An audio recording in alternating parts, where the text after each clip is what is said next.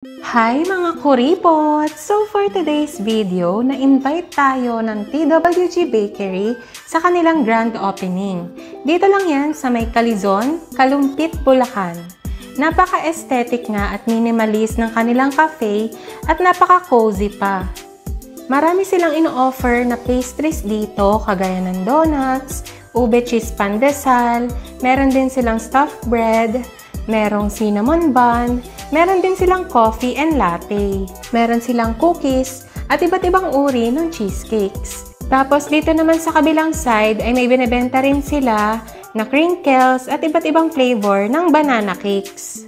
So before the ribbon cutting, nagpa-bless muna sila ng kanilang bakery. Sobrang nakakatuwa nga umattend ng mga ganitong event kasi kitang-kita mo yung pinaghirapan ng mga owners at baka sa kanilang mukha at mga ngiti yung saya. Kaya naman, we wish them all the best and success sa kanilang business. Congratulations po! And after nun ay meron silang pakain sa kanilang mga guests. Kaya naman, thank you so much sa masarap na pagkain. At share ko lang din sa inyo na merong comfort room yung mismong TWG Bakery at nakaterno siya sa kanilang black and white themed.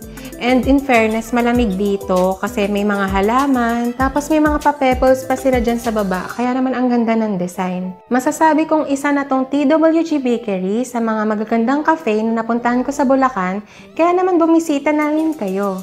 Yun lang! Follow for more!